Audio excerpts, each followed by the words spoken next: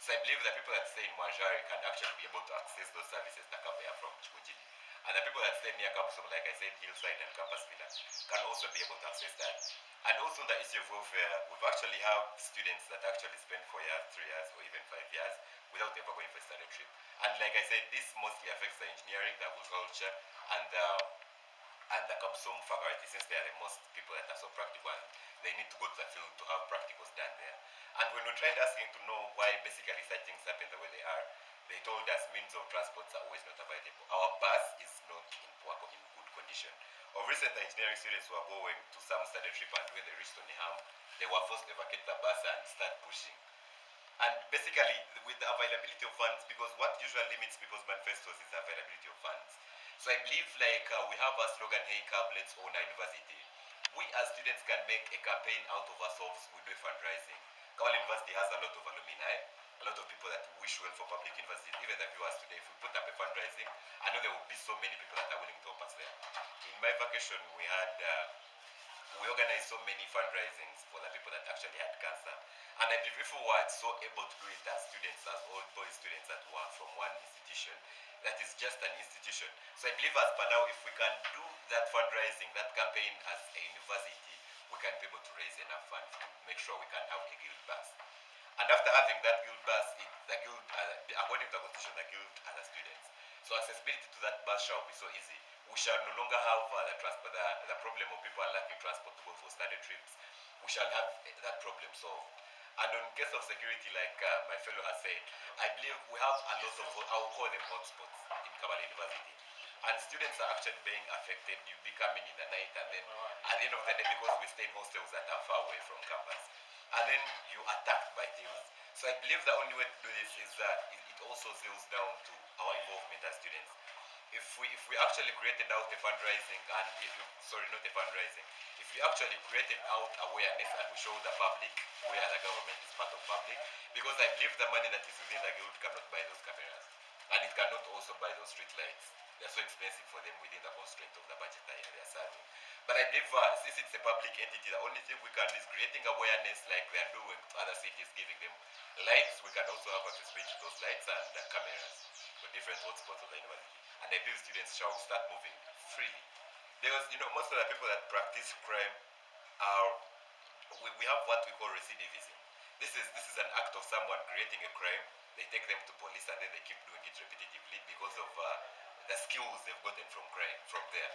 So I believe the only way we can do that, we can make sure the rehabilitation centers of different governments actually play a big part, so that the people that are conflicted of crime can stay confined in one place so they don't come back again to society. And if we saw that Levicato was convicted of a crime of trying to snatch a phone from a student, the other people shall fear to increase on the security of students. And I believe if we can be able to solve that problem of recidivism and putting cameras and streetlights everywhere, student security can actually be worked upon. And I believe that those are some of the things that we can do in the shortest time possible. Is it really possible? You talked about hospitals, you talked about clinics, like 3 clinics. One at Naviconi, the other one at campus, the other at the agriculture faculty. Maybe you also talked about the other one at Chikunji. Would that one be possible? Thank you so much. If we can, most of the times they say we use history to determine the future and even the present situation. Kabale University is growing. By the time it was starting, I think the enrollment was around 1,000 students. And they were having accessibility to one university clinic. So basically, it means when the resources increase, then the money that is there to fund the resources also increases. So the engineering faculty, as per now, it has around 900 students, 9,900 students.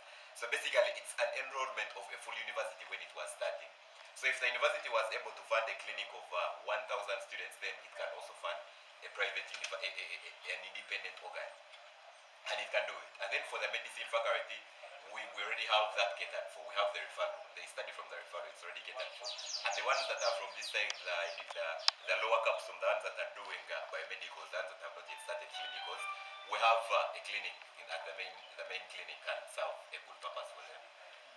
You talked about something to do with hostels. Very many students stay away from, and actually very far from, the university grounds. And when they return, actually when they're coming back for lectures, they face very many problems. Well, they're coming maybe it is late or it is very early, they meet lots of problems. Looking at the nature of location of Kabale University, it's in a hilly place. So basically say most of the landlords that have actually managed to be there for us to construct the hostels that are around, because as per now the university is owning none of the hostels. So when you try involving them, they will tell you they have it on their master plan. So the only basic that I can do as per now, I cannot promise I'm going to build hostels within 1 year. But then if we actually work on the necessity of security and people are free to move at any time of the night, because the night shall change to be night and it shall become day because of the security wise. I don't mean in the nature.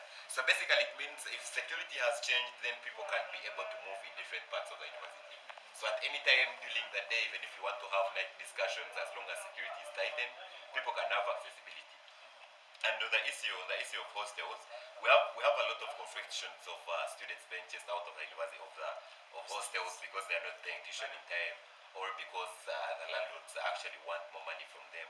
And some students are actually facing sexual harassment from the landlords away from the university, leaving the university aside. Most of the times we have these people that own properties, the property owners. You pay some organizations always collect rent for you as a landlord, and they will always collect that rent from you as a tenant, and they pay you. So I believe we can formulate a policy as the university can become, as long as you're willing to provide accommodation to university students, then let the university own those hostels. So that at the end of the day, even if a student has not yet paid, but they still subscribe to the university can use those resources to pay the landlords. So that at the end of the day, they are the ones responsible from collecting that money from students. Because most of the times, when landlords are actually conflicting and getting money from students, they can use any means possible. But then a university, as a university body, it has the constitution and it has rules that are governing it. So if you're a landlord out there, I believe you can confirm the policies of the university, the agreement that you have with the university. So at the end of every semester, the university takes the initiative of paying you your money. And so if the university is paying them that money, then the students can always pay to the university. So it doesn't predetermine at what time the university has actually paid that rent to the university, but then the landlord shall receive that rent, and students shall not be considered for what is supposed to be happening. Because if you also know, in the Property Act, we understand if someone is owning your property on your behalf, is supposed to take sure of its sanitation. So if the university is owning those hostels because of the agreement that is actually signed by the landlords that they get money from the university, I believe sanitation across those hostels shall be changing. Of recent, we're traveling to Majadi. I saw a lot of hostels that are in Kwagamaya. You find a landlord doesn't have space where they're supposed to actually put places of convenience, and they are dumping their wastes into the swamp. So meaning at the end of the day, we shall have an outbreak of disease that we don't understand. But if the university is the one in control of such hostels, such uncertainty shall be controlled. And I believe that is something that can be so easy to do. We sit on the university council if you're given the mandate to serve as a guild president, and we can have that act amended so that all landlords can register their property from the university, and the money they will always receive will come from the university. So meaning basically means that students shall always pay the university, not the landlords. Thank you so much, Levigato Ahumuza.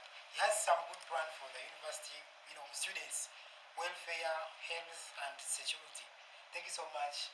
When we return shortly after this break, we shall talk to Mr. Elia. What does he also have to talk about the hostels and the students who stay far away from the university grounds? Let's be back.